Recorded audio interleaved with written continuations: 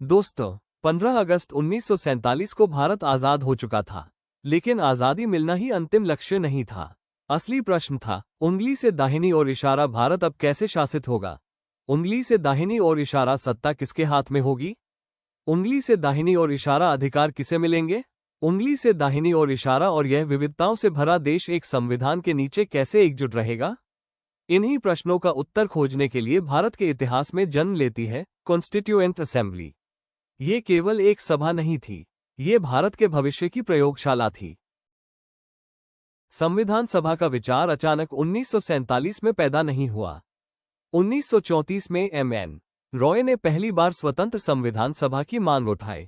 1935-37 के बीच कांग्रेस ने इसे अपना आधिकारिक लक्ष्य बनाया। द्वितीय विश्व युद्ध के दौरान ब्रिटेन पर दबाव बढ़ा और अंततः कैबिनेट मिशन प्लान 1946 के तहत संविधान सभा को स्वीकार किया गया। कॉन्स्टिट्यूएंट असेंबली का गठन हुआ जुलाई 1946 में। उंगली से दाहिनी ओर इशारा कुल सदस्य 389 ब्रिटिश प्रांतों से, 292 रियासतों से, 93 चीफ कमिश्नर क्षेत्र, 4 यह प्रत्यक्ष चुनाव नहीं था। सदस्य चुने गए प्रांतीय विधानसभाओं द्वारा। यह उस समय का सबसे प्रातिनिधिक निकाय था। आलोचना ये भी हुई कि संविधान सभा एलीट लोगों से भरी है, लेकिन सच्चाई ये थी, सभा में थे वकील, शिक्षाविद, समाज सुधारक, दलित नेता, महिलाएं, अल्पसंख्यक प्रतिनिधि। उंगली से दाहिनी ओर इशारा 15 महिलाएं, उंगली से दाहिनी ओर इशारा दलितों और पिछड़ों की उपस्थिति, उंगली से दाहिनी ओर इशारा विभिन्न भाषाओं और क्षेत्रों का प्रतिनिधित्व। ये सभा भारत की विविधता की झलक थी। 9 दिसंबर 1946, दिल्ली का सेंट्रल हॉल। इतिहास सांस रोककर देख रहा था।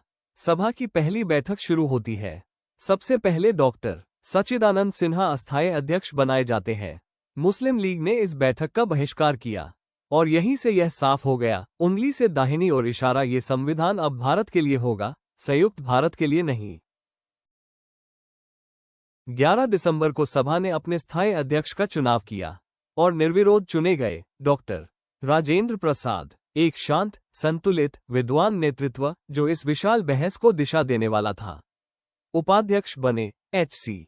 मुखर्जी। अब संविधान निर्माण औपचारिक रूप से शुरू हो चुका था। दोस्तों, ये समझना बहुत जरूरी है, 1947-1950 के बीच कॉन्स्टिट्यूएंट असेंबली ने दोहरी भूमिका निभाई। संविधान बनाना, स्वतंत्र भारत की अस्थायी संसद के रूप में कार्य करना, यानी वही लोग कानून बना भी रहे थे और शासन भी चला रहे थे। इतिहास में ये प्रयोग बहुत कम देशों ने किया।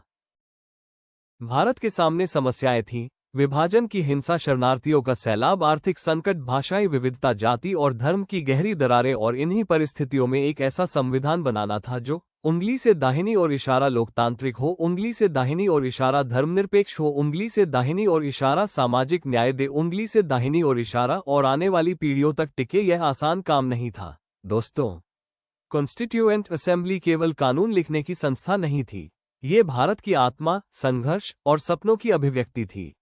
अगले लेक्चर में हम देखेंगे उंगली से दाहिनी ओर इशारा ऑब्जेक्टिव्स रेजोल्यूशन, उंगली से दाहिनी ओर इशारा संविधान की दार्शनिक नींव, उंगली से दाहिनी ओर इशारा और सॉवरेन इंडिया का विचार कैसे जन्मा। दोस्तों, कोई भी संविधान पहले कागज पर नहीं बनता, वो पहले विचारों में जन्म लेता है। भारत का संविधान भी पहले एक सपना था, एक ऐसा सपना जिसमें गुलामी का अतीत नहीं बल्कि स्वतंत्र भविष्य लिखा जाना था। और इस सपने को शब्दों में ढालने वाला दस्तावेज था ऑब्जेक्टिव्स रेजोल्यूशन। ऑब्जेक्टिव्स रेजोल्यूशन संविधान का कोई अध्याय नहीं था, कोई अनुच्छेद नहीं था। ये था उंगली से दाहिनी ओर इशारा संविधान का दर्शन, उंगली से दाहिनी ओर इशारा संविधान की आत्मिक घोषणा, उंगली से दाहिनी ओर इशारा और नवजात भारत का राजनीतिक संकल्प। इसे प्रस्तुत किया पंडित जवाहरलाल नेहरू ने 13 दिसंबर 1946 को कॉन्स्टिट्यूएंट असेंबली में। 13 दिसंबर 1946, सेंट्रल हॉल, दिल्ली। नेहरू खड़े होते हैं और इतिहास की दिशा बदलने वाले शब्द बोलते हैं। उन्होंने कहा, ये समय है जब हम अपने वचनों को पूरा करें, न केवल अपने लिए बल्कि पूरी मानवता के लिए। ये भाषण केवल भारत के लिए नहीं था, यह उपनिवेशवाद के अंत की घोषणा थी। ऑब्जेक्टिव्स रेजोल्यूशन 5 महान विचारों पर टिकी थी। सॉवरेंटी, संप्रभुता, भारत अब किसी सम्राट का उपनिवेश नहीं होगा। सत्ता का स्रोत होगा भारत की जनता। रिपब्लिकन डेमोक्रेसी, भारत में राजा नहीं होगा, हर पद जनता से निकलेगा। जस्टिस, सोशल, इकोनॉमिक, पॉलिटिकल, सिर्फ राजनीतिक स्वतंत्रता नहीं, सामाजिक और आर्थिक न्याय भी। लिबर्टी, थॉट, एक्सप्रेशन, फेथ राज्य विचारों को नियंत्रित नहीं करेगा। व्यक्ति की गरिमा सर्वोपरि होगी। इक्वालिटी और फ्रेटर्निटी, समानता कानून के सामने और भाईचारे की भावना समाज में। दोस्तों, यही 5 विचार आगे चलकर संविधान की रीढ़ बने। ऑब्जेक्टिव्स रेजोल्यूशन में सेक्युलर शब्द नहीं था, लेकिन भावना पूरी तरह धर्मनिरपेक्ष थी। नेहरू ने स्पष्ट किया, उंगली से दाहिनी ओर इशारा, राज्य का कोई धर्म नहीं होगा, उंगली से दाहिनी ओर इशारा, लेकिन सभी धर्मों को समान संरक्षण मिलेगा, यानी भारत होगा धर्मनिरपेक्ष पर धर्मविरोधी नहीं। ये संतुलन दुनिया के बहुत कम देशों ने साधा। ऑब्जेक्टिव्स रेजोल्यूशन सिर्फ बहुमत की बात नहीं करती, यह विशेष रूप से कहती है अल्पसंख्यकों की सुरक्षा, पिछड़े वर्गों का उत्थान, आदिवासी क्षेत्रों की रक्षा। डॉक्टर अंबेडकर ने इसे कहा, पॉलिटिकल डेमोक्रेसी तभी टिकेगी जब सोशल डेमोक्रेसी होगी। यही विचार आरक्षण और डीपीएसपी का आधार बना। सभी लोग सहमत नहीं थे। कुछ सदस्यों ने कहा, उंगली से दाहिनी ओर इशारा रेजोल्यूशन बहुत आदर्शवादी है, उंगली से दाहिनी ओर इशारा ये जमीनी हकीकत से दूर है। कुछ ने पूछा, क्या इतना बड़ा देश इतने ऊंचे आदर्श निभा पाएगा? लेकिन नेहरू का उत्तर साफ था, उंगली से दाहिनी ओर इशारा संविधान आदर्शों के बिना सिर्फ नियमों का ढांचा बन जाएगा। लंबी बहसों के बाद 22 जनवरी 1947 को ऑब्जेक्टिव्स रेजोल्यूशन कॉन्स्टिट्यूएंट असेंबली द्वारा स्वीकृत कर ली गई। यह आजादी से पहले हुआ और ये दिखाता है कि भारत ने भविष्य की दिशा पहले ही तय कर ली थी। दोस्तों, ऑब्जेक्टिव्स रेजोल्यूशन कहीं खो नहीं गई। 1949 में जब संविधान का अंतिम मसौदा बना तो यही रेजोल्यूशन संक्षिप्त होकर बनी, उंगली से दाहिनी ओर इशारा, preamble of the Indian constitution, यानी we the people of India. ये पंक्ति ऑब्जेक्टिव्स रेजोल्यूशन की ही आत्मा है। ऑब्जेक्टिव्स रेजोल्यूशन का महत्व यह है, इसने भारत को दिशा दी, संविधान को उद्देश्य दिया, सत्ता को जनता के अधीन रखा और नैतिक आधार प्रदान किया। बिना इस रेजोल्यूशन के भारतीय संविधान केवल एक कानूनी दस्तावेज होता। दोस्तों, ऑब्जेक्टिव्स रेजोल्यूशन भारत का पहला आत्म घोषणा पत्र था। यह वह क्षण था जब भारत ने कहा, उंगली से दाहिनी ओर इशारा, हम केवल आजाद नहीं होंगे, उंगली से दाहिनी ओर इशारा, हम न्यायपूर्ण, लोकतांत्रिक और मानवीय राष्ट्र बनेंगे। अगले लेक्चर में हम देखेंगे उंगली से दाहिनी ओर इशारा, ड्राफ्टिंग कमेटी का गठन, उंगली से दाहिनी ओर इशारा, डॉक्टर अंबेडकर की भूमिका, उंगली से दाहिनी ओर इशारा और संविधान लिखने की कठिन प्रक्रिया।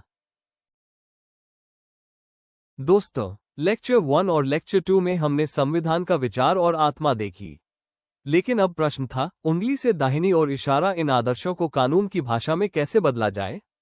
उंगली से दाहिनी ओर इशारा, इन भावनाओं को अनुच्छेदों में कैसे बांधा जाए? यहीं से शुरू होती है संविधान निर्माण की सबसे कठिन यात्रा, ड्राफ्टिंग कमेटी की यात्रा। कॉन्स्टिट्यूएंट असेंबली में 300 से अधिक सदस्य थे, लेकिन 300 लोग मिलकर एक सुसंगत संविधान नहीं लिख सकते।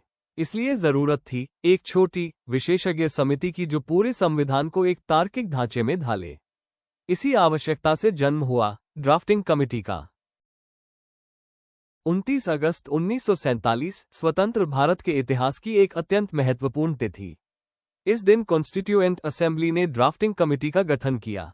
इसके अध्यक्ष बने उंगली से दाहिनी ओर इशारा doctor Bhimrao Ambedkar. Drafting committee के कुल 7 सदस्य थे। डॉक्टर भीमराव अंबेडकर अध्यक्ष, N Gopalaswami Ayyangar, Alladi Krishnaswami Iyer, K M. Munshi, Syed Mohammad Saadulla, B L. Mitter, बाद में इस्तीफा, डी.पी. खेतान, मृत्यु के बाद स्थान रिक्त। ये समिति भारत की बौद्धिक विविधता का संक्षिप्त रूप थी। ये प्रश्न बार बार उठता है, उंगली से दाहिनी ओर इशारा अंबेडकर ही क्यों? कारण स्पष्ट थे। विश्वस्तरीय संवैधानिक विद्वान, कोलंबिया और लंदन स्कूल ऑफ इकोनॉमिक्स के छात्र, कंपैरेटिव कॉन्स्टिट्यूशंस का गहरा ज्ञान, अल्पसंख्यक और दलितों की आवाज। नेहरू ने कहा था, Ambedkar is the man who knows the constitution. Doctor Ambedkar केवल ड्राफ्टिंग कमेटी के अध्यक्ष नहीं थे, वह संविधान के प्रमुख वास्तुकार, बहसों के सबसे तार्किक उत्तरदाता और असहमति के बीच संतुलन बनाने वाले नेता थे। उन्होंने कहा, constitution is not merely a lawyer's document, it is a vehicle of life। संविधान लिखना शून्य से शुरू नहीं हुआ। ड्राफ्टिंग कमेटी ने अध्ययन किया, government of India act 1935, British संविधान, अमेरिकी संविधान, आयरिश संविधान, कनाडाई संघीय व्यवस्था, लेकिन भारत ने नकल नहीं की, भारत ने अनुकूलन किया। फरवरी 1948 में ड्राफ्ट कॉन्स्टिट्यूशन देश के सामने रखा गया। उंगली से दाहिनी ओर इशारा कुल अनुच्छेद लगभग 315, उंगली से दाहिनी ओर इशारा अनुसूचियां 8। इस मसौदे पर देश भर से 7,000 से अधिक सुझाव आए। हर सुझाव पढ़ा गया, बहस हुई और कई संशोधन स्वीकार किए गए। ड्राफ्ट कॉन्स्टिट्यूशन पर तीखी बहसें हुई। केंद्र बनाम राज्य शक्ति, मौलिक अधिकार, भाषा प्रश्न, अल्पसंख्यक संरक्षण। अंबेडकर ने हर आलोचना का तर्क से उत्तर दिया। उन्होंने कहा, no constitution is perfect but ours is workable. बहुत कम लोग जानते हैं, डॉक्टर अंबेडकर इस दौरान गंभीर रूप से बीमार थे। अकेले काम करने का दबाव, लगातार आलोचना और ऐतिहासिक जिम्मेदारी, ये सब उनके स्वास्थ्य पर गहरा असर डाल रहा था। फिर भी उन्होंने काम नहीं छोड़ा। 1949 में संविधान के प्रत्येक अनुच्छेद पर एक एक कर बहस हुई। अंबेडकर हर दिन घंटों खड़े रहकर प्रश्नों के उत्तर देते थे। ये केवल कानून नहीं था, ये राष्ट्र का भविष्य था। दोस्तों, यदि ऑब्जेक्टिव्स रेजोल्यूशन संविधान की आत्मा थी, तो ड्राफ्टिंग कमेटी उस आत्मा का शरीर थी और डॉक्टर अंबेडकर उस शरीर का मस्तिष्क। अगले लेक्चर में हम देखेंगे उंगली से दाहिनी ओर इशारा, फंडामेंटल राइट्स, उंगली से दाहिनी ओर इशारा, directive principles of state policy, उंगली से दाहिनी ओर इशारा और सामाजिक क्रांति की संवैधानिक नींव। दोस्तों, भारत ने 1947 में राजनीतिक आजादी प्राप्त कर ली थी, लेकिन प्रश्न ये था, उंगली से दाहिनी ओर इशारा क्या केवल सत्ता परिवर्तन से लाखों शोषित लोगों की जिंदगी बदल जाएगी? डॉक्टर अंबेडकर का उत्तर स्पष्ट था, without social democracy political democracy is a hollow shell. इसी विचार से जन्म लेते हैं फंडामेंटल राइट्स और directive principles of state policy. Bharat का समाज सदियों से असमानता में जी रहा था। जाति आधारित भेदभाव, धार्मिक भिन्नताएं, लैंगिक असमानता, आर्थिक शोषण। संविधान निर्माताओं को भय था, उंगली से दाहिनी ओर इशारा कहीं बहुमत अल्पसंख्यकों को कुचल न दे। इसलिए फंडामेंटल राइट्स बने। राज्य की शक्ति पर रोक लगाने के लिए फंडामेंटल राइट्स अचानक पैदा नहीं हुए। इनकी जड़ें थीं फ्रेंच रेवोल्यूशन का लिबर्टी सिद्धांत, अमेरिकी bill of rights, Gandhi ji की नैतिक राजनीति, लेकिन भारत ने इन्हें अपने सामाजिक यथार्थ के अनुसार ढाला। संविधान के भाग 3 में मूल अधिकार रखे गए। राइट टू इक्वालिटी, अनु 14-18, कानून के सामने समानता, छुआछूत का अंत, उपाधियों का उन्मूलन। राइट टू फ्रीडम, अनु 19-22, विचार, अभिव्यक्ति, आवागमन और जीवन की स्वतंत्रता। राइट अगेंस्ट एक्सप्लॉयटेशन, अनु 23-24, बेगार और बाल श्रम पर रोक। Right to freedom of religion, अनु 25-28, धार्मिक स्वतंत्रता और राज्य की निष्पक्षता। कल्चरल और एजुकेशनल राइट्स, अनु 29-30, अल्पसंख्यकों की पहचान की रक्षा। उंगली से दाहिनी ओर इशारा, राइट टू कॉन्स्टिट्यूशनल रेमेडीज, अनु 32, अंबेडकर ने इसे कहा heart and soul of the constitution. कुछ सदस्यों ने कहा, उंगली से दाहिनी ओर इशारा इतने अधिकार देने से राज्य कमजोर हो जाएगा। कुछ ने पूछा, उंगली से दाहिनी ओर इशारा, क्या निर्धन व्यक्ति इन अधिकारों का उपयोग कर पाएगा? अंबेडकर का उत्तर था, rights are meaningless unless they are enforceable. इसीलिए अनु 32 में सीधे सुप्रीम कोर्ट जाने का अधिकार दिया गया। अब आता है संविधान का सबसे आदर्शवादी भाग, directive principles of state policy. भाग एव, ये अधिकार नहीं थे, ये राज्य के लिए निर्देश थे। इनका उद्देश्य था उंगली से दाहिनी ओर इशारा, सामाजिक और आर्थिक न्याय, उंगली से दाहिनी ओर इशारा, कल्याणकारी राज्य का निर्माण। डीपीएसपी के अंतर्गत राज्य को कहा गया, समान आजीविका सुनिश्चित करो, धन का केंद्रीकरण रोको, श्रमिकों को न्यायपूर्ण वेतन दो, महिला और बच्चों की रक्षा करो, ग्राम पंचायतों को सशक्त बनाओ। आयरिश संविधान से प्रेरित होकर भारत ने इन्हें अपनाया। एक बड़ा प्रश्न उठा, उंगली से दाहिनी ओर इशारा यदि फंडामेंटल राइट्स और डीपीएसपी में टकराव हो तो? शुरुआत में फंडामेंटल राइट्स को वरीयता दी गई, लेकिन समय के साथ संशोधनों और न्यायालयों ने दोनों में संतुलन स्थापित किया। ये संघर्ष आज भी जीवित है। दोस्तों, फंडामेंटल राइट्स राजनीतिक स्वतंत्रता देते हैं, डीपीएसपी सामाजिक आर्थिक क्रांति की दिशा दिखाते हैं। दोनों मिलकर भारत को एकमात्र स्वतंत्र राष्ट्र नहीं, बल्कि न्यायपूर्ण राष्ट्र बनाते हैं। संविधान लागू होने से पहले डॉक्टर अंबेडकर ने चेतावनी दी, उंगली से दाहिनी ओर इशारा, we must abandon the grammar of anarchy. उंगली से दाहिनी ओर इशारा, constitution can only be as good as the people who operate it. यानी संविधान केवल किताब नहीं, ये समाज की चेतना है। दोस्तों, यदि संविधान एक भवन है तो फंडामेंटल राइट्स उसकी नींव है और डीपीएसपी उसका भविष्य। अगले लेक्चर में हम समझेंगे उंगली से दाहिनी ओर इशारा संघीय व्यवस्था, उंगली से दाहिनी ओर इशारा राष्ट्रपति, संसदीय प्रणाली, उंगली से दाहिनी ओर इशारा और न्यायपालिका की भूमिका। दोस्तों, संविधान निर्माताओं के सामने सबसे कठिन प्रश्न यह नहीं था कि अधिकार क्या हो, सबसे कठिन प्रश्न ये था, उंगली से दाहिनी ओर इशारा सत्ता किसके पास होगी? उंगली से दाहिनी ओर इशारा केंद्र के पास या राज्यों के पास? उंगली से दाहिनी ओर इशारा राष्ट्रपति शक्तिशाली होगा या संसद? उंगली से दाहिनी ओर इशारा और यदि राज्य ही अन्याय करे तो नागरिक कहां जाएगा? इन प्रश्नों के उत्तर छिपे हैं भारत की संघीय व्यवस्था, संसदीय प्रणाली और न्यायपालिका में। भारत एक विशाल देश था, भाषाएं अलग, संस्कृति अलग, इतिहास अलग और 500 से अधिक रियासतें। कुछ सदस्य चाहते थे उंगली से दाहिनी ओर इशारा, अमेरिका जैसी मजबूत संघीय व्यवस्था। कुछ का मत था उंगली से दाहिनी ओर इशारा विभाजन के बाद केंद्र को अत्यधिक मजबूत होना चाहिए। अंबेडकर ने समाधान दिया, उंगली से दाहिनी ओर इशारा, strong centre with federal features. भारतीय संविधान ने कहा भारत राज्यों का संघ होगा लेकिन राज्यों को अलग होने का अधिकार नहीं होगा। इसलिए अंबेडकर ने कहा उंगली से दाहिनी ओर इशारा, India is the union of states, not a federation. मुख्य विशेषताएं: एक संविधान, एक नागरिकता, आपातकाल में केंद्र की सर्वोच्चता, राज्यों की सीमाएं बदलने की शक्ति, संसद के पास ये संघवाद एकता बनाए रखने के लिए बनाया गया था। संविधान ने शक्तियों को बांटा, union list, state list, concurrent list, लेकिन अवशिष्ट शक्तियां केंद्र को दी गई।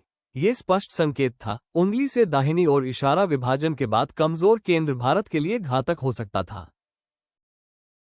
एक और बड़ा प्रश्न, उंगली से दाहिनी ओर इशारा, क्या भारत अमेरिका की तरह राष्ट्रपति प्रणाली अपनाए या ब्रिटेन की तरह संसदीय प्रणाली? बहस लंबी चली, अंततः निर्णय हुआ उंगली से दाहिनी ओर इशारा, पार्लियामेंट्री सिस्टम।